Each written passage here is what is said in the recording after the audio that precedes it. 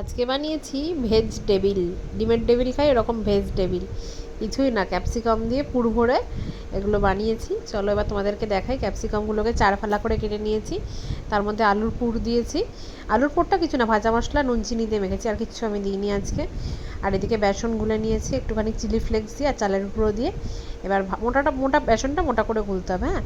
দিয়ে এবার ওর মধ্যে ডিপ করে জাস্ট ফ্রাই করব। আলুটা একটুখানি পেঁয়াজ টিয়াজ দিয়ে মাখতে পারো, পেঁয়াজ আদা রসুনের পেস্ট, কিন্তু আমি দিইনি কিছু, আমি জাস্ট নিরামিষ করেছি, পুরোটাই নিরামিষ। একদম তেল গরম করে ডুবন্ত তেলে জাস্ট ভাজতে হবে, ব্যাস। তাহলেই আমাদের এগ ডেভিলের মতো নিরামিষ ভেজ ডেভিল তৈরি হয়ে যাবে। আর কীরকম বড় বড় সাইজের হয়েছে দেখো না, দারুণ হয়েছে, দারুণ। মা বাবা দুজনেই খেয়ে বলছে হেভি হয়েছে। একটু টাইম নিয়ে করতে হবে ভাজাটা, না একটুখানি আঁচ কমিয়ে আস্তে আস্তে ভাজতে হবে, নাহলে ক্যাপসিকামটা আস্তে আস্তে হবে তো।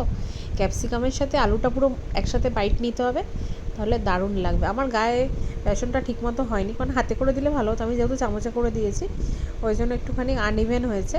কিছু কিছু ইভেন হয়েছে, আনইভেন হয়েছে, ওই জন্য একটু একটু একটু অন্যরকম লাগছে। হ্যালো, ক্যাপসিকামের পুর আলু দিয়ে পুর নিয়ে হ্যালো।